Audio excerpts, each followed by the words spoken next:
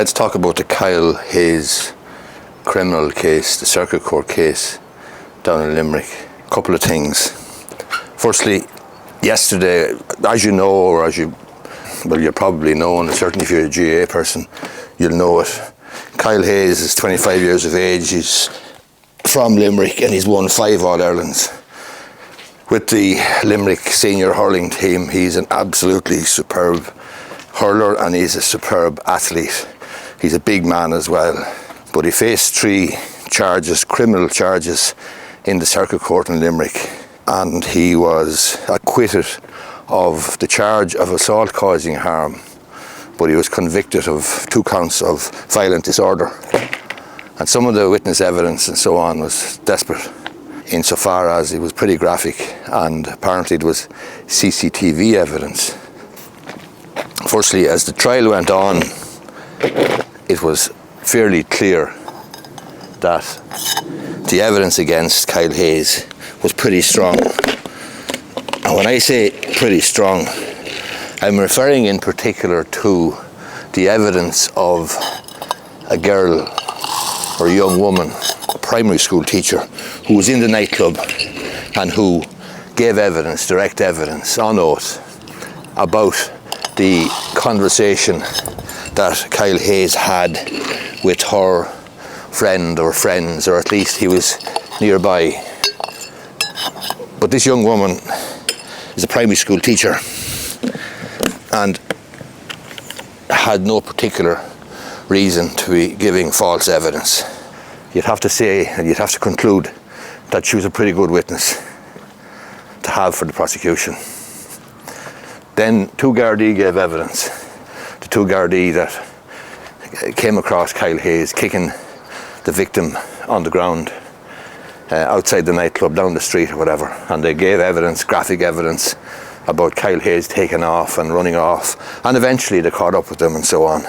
And Hayes then gave an explanation that he was frightened because the guards were roaring at him. But you're looking at another pretty good witness, 2 witnesses. So now you've got 2 Gardaí giving direct evidence, sworn evidence, on oath, and you have a primary school teacher. And then you have apparently CCTV footage showing Kyle Hayes kicking this fella, kicking the victim, and getting engaged in some sort of physical confrontation, some sort of fracas. But the bottom line is that at that stage, if you're watching the case closely at all, and even if you only had a passing sort of an interest in it and just picking up the evidence on a daily basis from the newspapers, you would have concluded that in all probability the jury was going to find him guilty.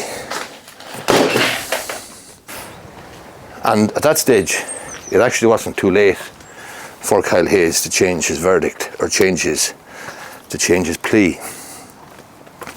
He didn't do that.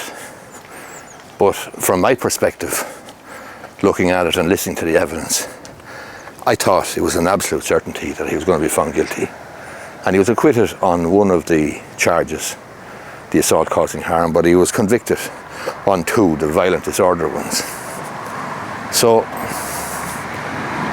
I couldn't understand, quite frankly, why he didn't change his plea in the light of the evidence, because the evidence was pretty compelling. Now, yesterday then, John Kiley came along, the All-Ireland hurling winning manager with Limerick, and a man for whom I have a great degree of respect and who's done a remarkable job with the Limerick hurling team and moulding those young men into a real fighting, winning outfit, a professional outfit. But he gave evidence yesterday, testimonial evidence as it were, as to Kyle Hayes' good character, and he was a good team player and he could trust Kyle Hayes and so on, which is all very well, but the unusual situation arose then where he was cross-examined, as it were, or questioned by counsel for the prosecution, because Kiley said in giving his testimonial that Kyle Hayes accepted he did wrong. He admitted he made a mistake, and he sort of learnt his lesson. But counsel for the prosecution said, how can you possibly say that, given that he pleaded not guilty to all counts? He pleaded not guilty to all counts and fought the case over 2 weeks. So that's not the actions of an accused person who accepts that he did wrong and recognises that. And that's basically what the prosecution counsel was saying to John. John Kiley confirmed that he had seen the CCTV footage, and he said it was very disappointing, or it looked bad or whatever. But again, it was compelling evidence, the CCTV, and even John Kiley saw that or said that or accepted that. But the other thing is, and it was raised with Kiley, John Kiley told or gave evidence in the witness box, testimonial evidence, that Kyle Hayes had contacted him the next day to tell him about it.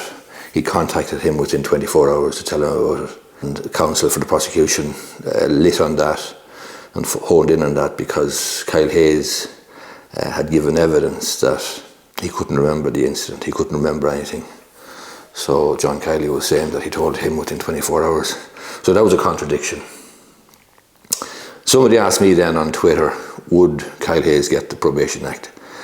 And I don't believe that the Probation Act is open to him at this stage. Why? Because he didn't plead guilty, he pleaded not guilty, and he fully contested the case over 2 weeks.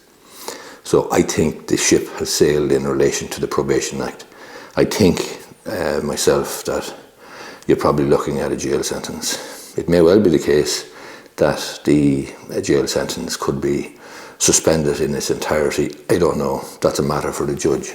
But I would say that the judge has a difficult task. He has a difficult decision to make, because no matter what decision he makes, if he goes easy on Kyle Hayes with the sentencing, he's going to be criticised. And if he goes hard on Kyle Hayes with the sentencing, he's going to be criticised. And one notable or throwaway remark that the judge, maybe wasn't a throwaway remark, the judge asked John Kiley yesterday about the number of hours that the hurlers trained, or how many hours a week Kyle Hayes would be training for.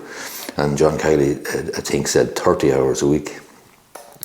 And the judge made the comment that perhaps with that much training, that Kyle Hayes didn't have socialisation skills and didn't have the necessary socialisation experience to deal with situations, for example, that had arisen in the nightclub. And had he the socialisation skills that he might have, then he may have just taken himself away from the nightclub scenario and the dispute or the row, rather than pursuing it further down the street outside the place. Anyway, they are my comments on the Kyle Hayes case. It's a sad case for Kyle Hayes, and it's a very sad case for the victim, whose injuries looked pretty ghastly, looked pretty gruesome. I saw a photograph of the victim yesterday on Twitter or someplace, and shortly after the incident, and he looked absolutely cat. So we're not talking about minor injuries. And one further thing, senior counsel for Kyle Hayes put it to the judge yesterday that the injuries or the assault was at the lower end of the scale, and the judge said, I don't agree. So that's critical, because to trivialise or diminish the injury, etc., I don't think it was a great idea from his perspective, and the judge obviously will have the final say. Anyway, I hope you liked the video. If you do, give the thumbs up down below, and you may be interested in subscribing to my YouTube channel. And if you're listening to this on my podcast, the Irish Law and Small Business Podcast, I'd appreciate if you left a review. Thanks a lot.